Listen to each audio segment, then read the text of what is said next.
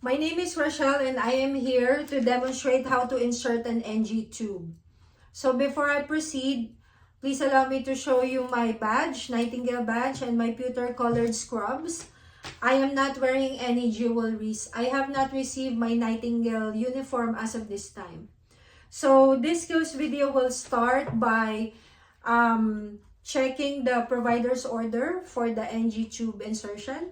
It has been verified that our patient today, Mr. Smith, was ordered an NG tube.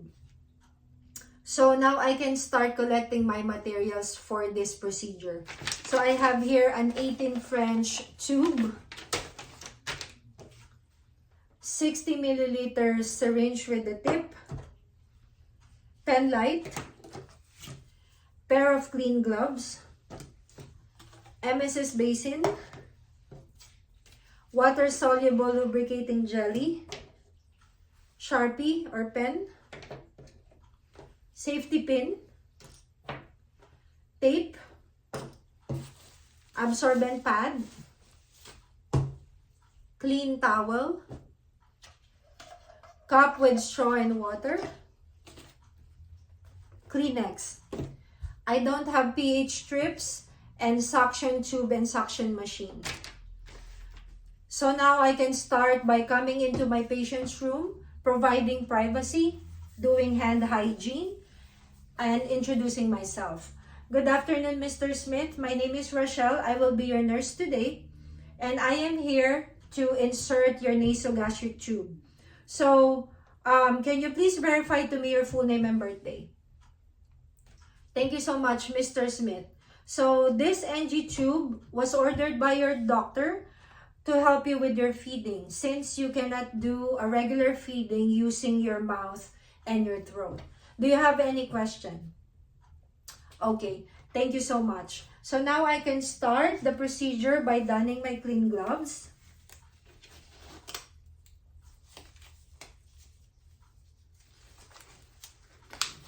Okay. And I have to position Mr. Smith into either a high Fowler's or semi-Fowler's position, whichever the patient is comfortable with.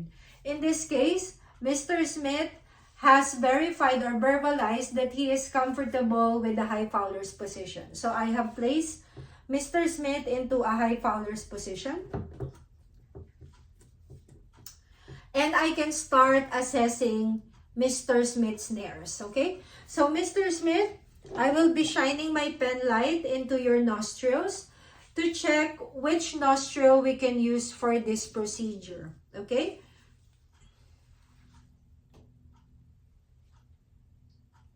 Upon checking, there's no occlusion on both nares or nostrils. The septum is not deviated as well. There's no abrasions, etc. Okay? So, Mr. Smith, I will request for you to cover one side of your nose. We will start from your right nostril, cover it, and then blow nose on your left nose. Blow air onto your left nose. Okay, please do it on the other side. Okay, perfect. Thank you. So, upon my assessment, your left nose blows more air compared to the right. So, we will be using your left nose for this procedure. Okay? So, excuse me. So, let me grab my materials. So, I have an 18 French gastric sump tube. So, this is a large bore tube. So, this needs to be soaked in a warm water first before we can start with the procedure. So I will soak this in warm water. And while that is soaking in warm water, I will prepare my lubricating jelly and my tapes and other materials for this procedure. I have prepared everything.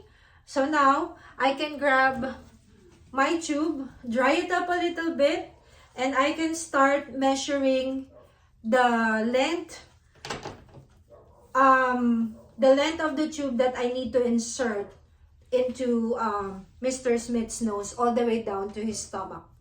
So, Mr. Smith, I will start the measurement.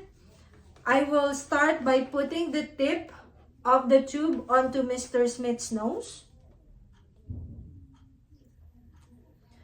And then measure it all the way to the tip of his earlobe. And from the tip of his earlobe, I will measure it going down to the tip of his xiphoid process. And in Mr. Smith's case, the tip of his xiphoid process falls onto 75. So my tube has a marking of 75, but I can, or you can also put a tape on it, or you can use a Sharpie to mark that line. So that is the marker. That is up to where we can insert the tube.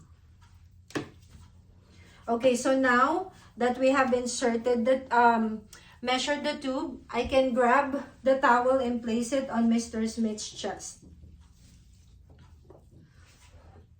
Excuse me.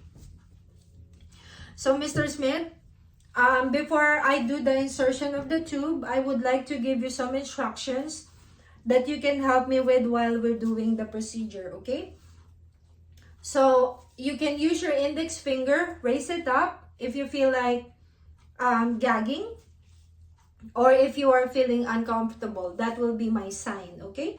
On the other hand, when I start inserting the tube, I would request for you to please hyperextend your neck going backwards. And then when I first,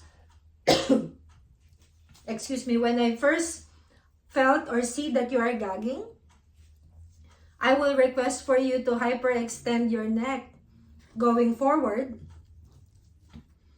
And then sip some water from the straw while I continue on extending for 2 to 4 inches up until the time we reach the limit of your measurement of your tube, okay? Excuse me. Okay. So now we can start with the insertion.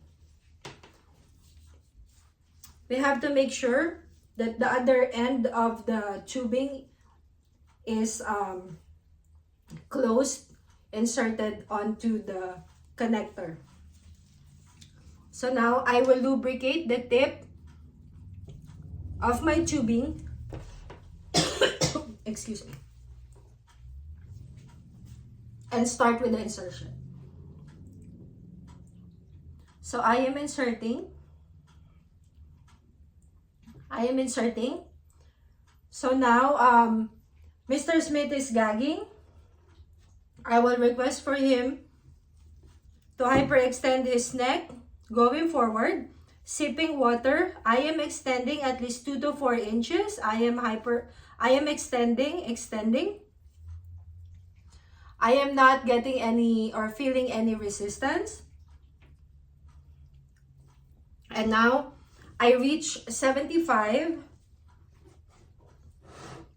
So I will stop. I will grab a tape and temporarily secure that onto the patient's nose. Okay. So now it is temporarily secured. I will test, or I will check the location of my tubing by testing the pH. So I will grab my syringe and clamp the tubing,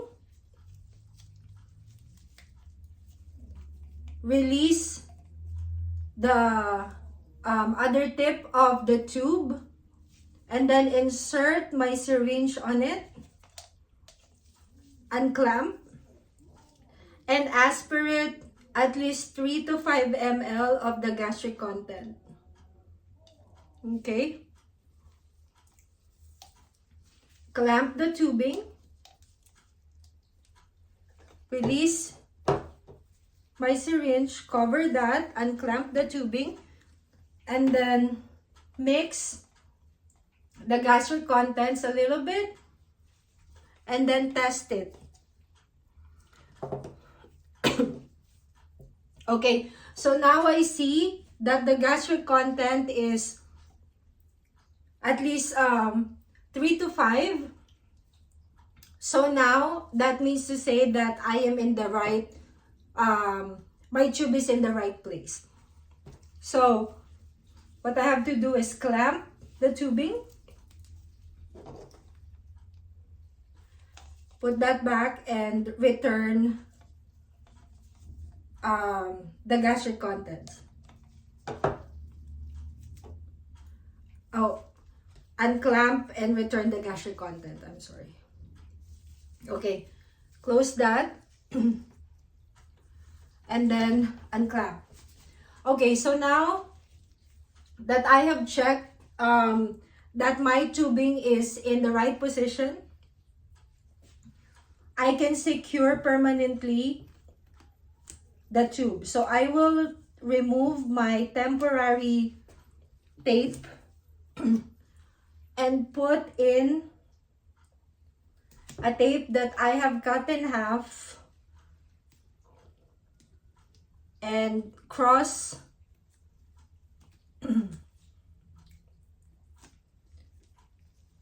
coil the other side of the tape onto the tubing, and then do it on the other side.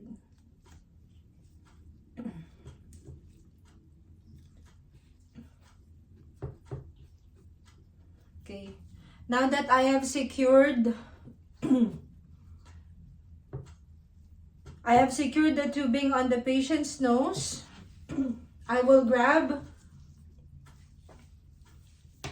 the other area of the tube and secure it onto the patient's gown by using a tape.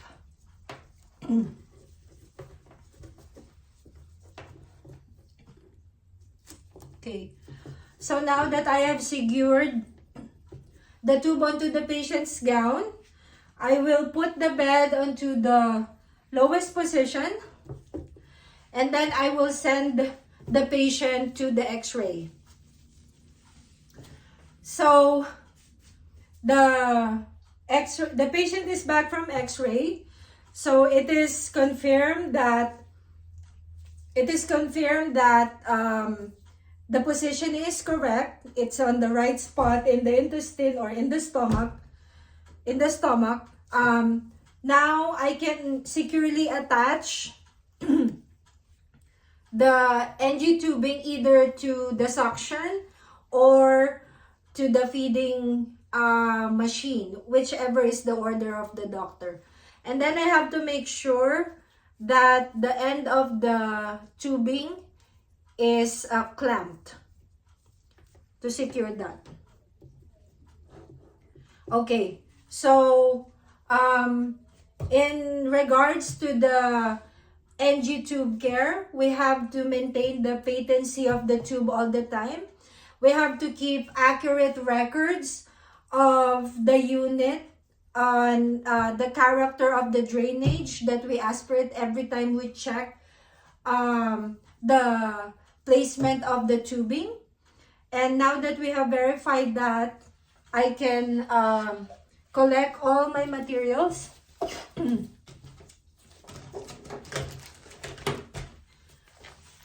Remove my gloves, do my hand hygiene, leave the patient's door, and then I can document.